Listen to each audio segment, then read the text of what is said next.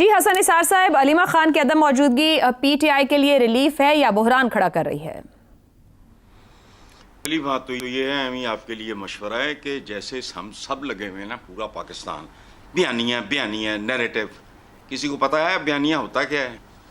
लफ्ज़ आ गया बाहर से पकड़ लिया, रॉकेट साइंस रॉकेट दुनिया आगे निकल गई। एनीवे, आप कभी गौर करो, इंसानी तारीख में हीरोज़ की भारी अक्सरियत, बल्कि भारी तरीन अक्सरियत ट्रेजिक हीरोज़ की होती है।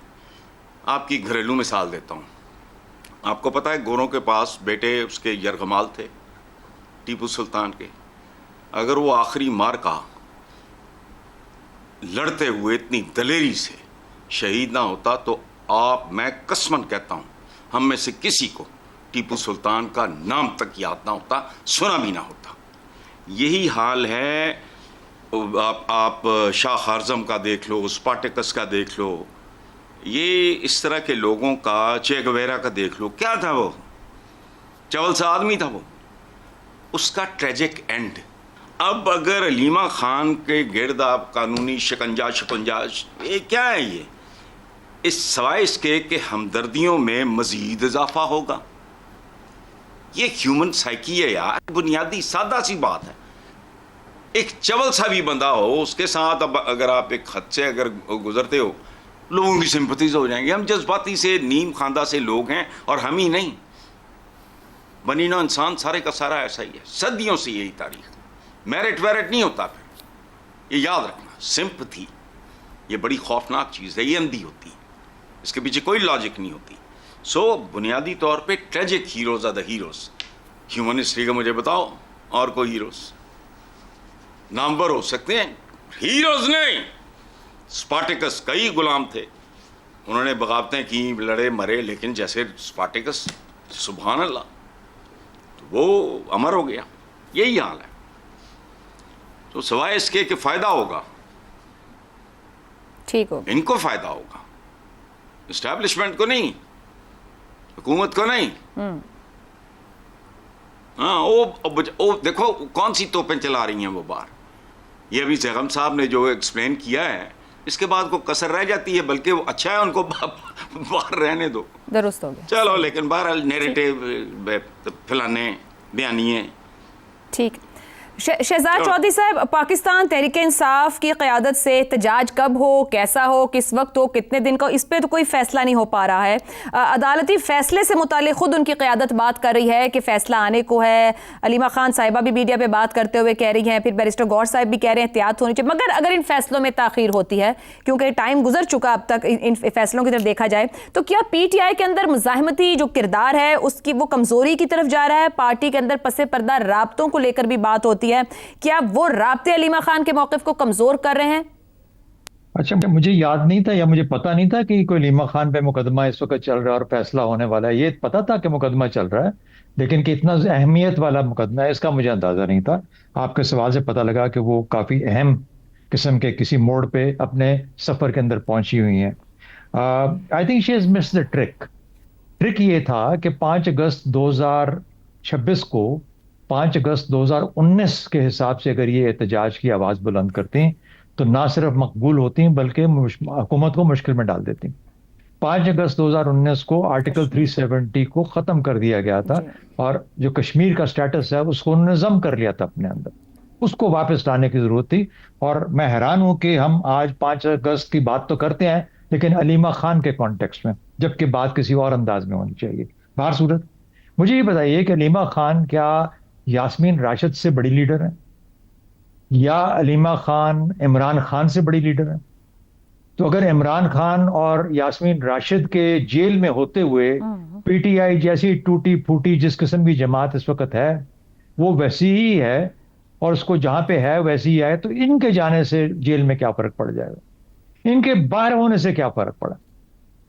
ये बाहर हैं तो क्या PTI के अंदर PTI एक बड़ी फाल जमात होकर निकली है? सियासी नजरिए और सोच के अंदर एक ऐसा एक इनकलाब आया है जिसकी वजह से उन्होंने लोगों को अपने पीछे लगा लिया है, तमाम लोगों को। मेरा ख्याल है कि ऐसा तो काम नहीं है, और अगर हमने उसको सिर्फ इमरान खान की बहन होते हुए इस किस्म की अहमियत दी है तो थोड़ा सा जरा एक मुआवजा करना पड़ेगा। बिलावल भुट्टो भी एक खानदानी एक खानदान का और किसी का बेटा, बेनजीर का बेटा जरदारी साहब, वो कैसे मुमकिन हुआ कि वो अपनी जगह बना पाया?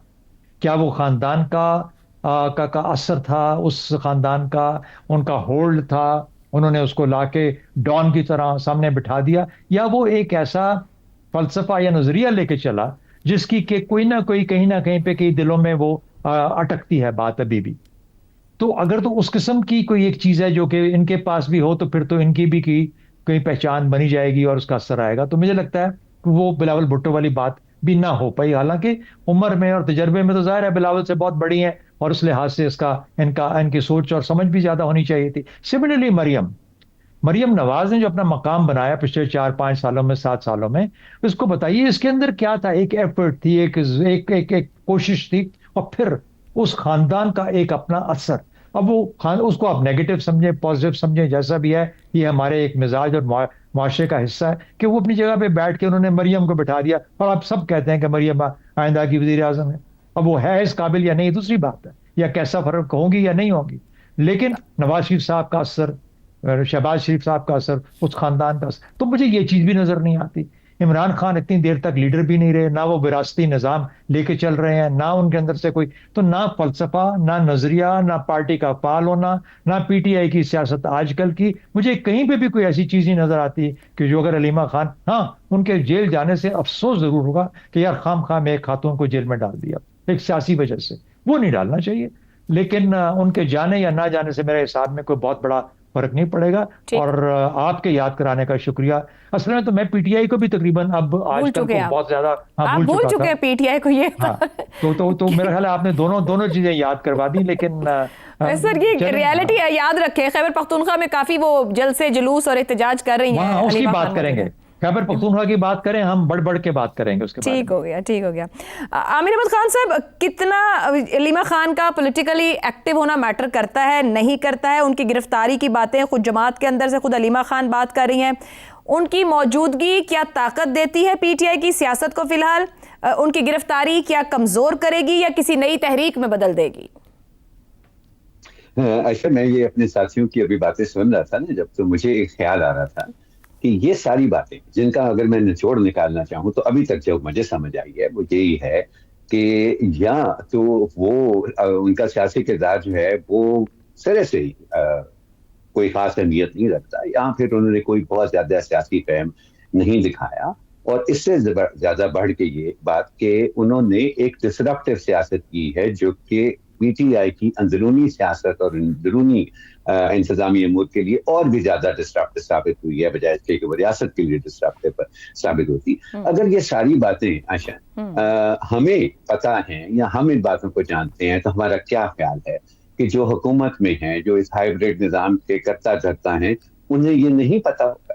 और अगर उन्हें भी ये पता है और उसके बावजूद ये हालात इस तरफ जा रहे हैं कि हलीमा खान की गिरफ्तारी की तवक्को की जा रही है पूरे पाकिस्तान में, तो इसका मतलब है कि किसी ने सोच समझ के ये फैसला किया होगा ना कि उनको अब हटाएं, ताकि पीटीआई की सियासत जिस तरह के इंतशार का शिकार है इतने अरसे से, उसको कोई अपनी सिमत नजर आए, वो वापस आए। आपने देखा, मैं पता नहीं वो सही था गलत था, मैं कहीं पे पढ़ रहा था कि पीटीआई ने फैसला किया है कि वो स्टैंडिंग कमेटी का बायकॉट भी अपना खत्म कर देगी पार्लियामेंट के अंदर। उस तरह की भी एक दो खबरें आ रही थी कि ये सियासत पीटीआई कश्मीर के इलेक्शन पे भी उनके मौक़िफ़ किसी सॉलिड पॉइंट पे नहीं पहुंच रहा, उनको फैसला साजी में दिक्कत है। अगर हलीमा खान साहिबा ना हो तो क्या पार्टी के मसालियत पसंद और सुलझे हुए रहनुमाओं को बात कहना, किसी नुक्ते पर पहुंचना, मुफाहमती सियासत करना, कुछ आसानियां लेना आसान हो जाएगा? देखिए, उनके इस रास्ते से में एक बड़ी रुकावट तो खत्म होगी ना। वो फिर उसके बाद जो भी फैसला करते हैं या जहां पे भी जिस सिमत में भी अपनी सियासत को लेके जाना चाहते हैं, एक रास्ता थोड़ा सा उनके लिए खुलेगा भी। और ये मेरा ख्याल है अब, और मुझे तो काफी अरसे से इस बात का एहसास हो रहा है शायद, कि अब ये चीज हमारे हाइब्रिड निजाम को भी समझ आ गई है, मुख्तदरा को भी समझ आ रही है कि देखें, आप सियासत को ना एक बोतल में बंद करके नहीं रख सकते एक हफ्ते से ज्यादा। ज़ावलक ने करके देखा ना, क्या नतीजा निकला, उमड़ आए लोग जैसे ही उनको मौका मिला। नवाज शरीफ साहब के बारे में कहा जा रहा था कि वो जो जिस डील के तहत वो मुल्क छोड़ के चले गए हैं, उसने उसकी सियासत को खत्म कर दिया है। और जनरल मुशर्रफ का ख्याल था कि 10 साल का मुआहदा करके उन्होंने पीएमएलएन की सियासत को खत्म कर दिया, नहीं हुई ना। तो इस चीज का एहसास मेरा ख्याल है मुक़्तदरा को भी है कि आप सियासत को इस तरह से हमेशा एक बोतल में बंद करके नहीं रख सकते, अब उसको निकलना है।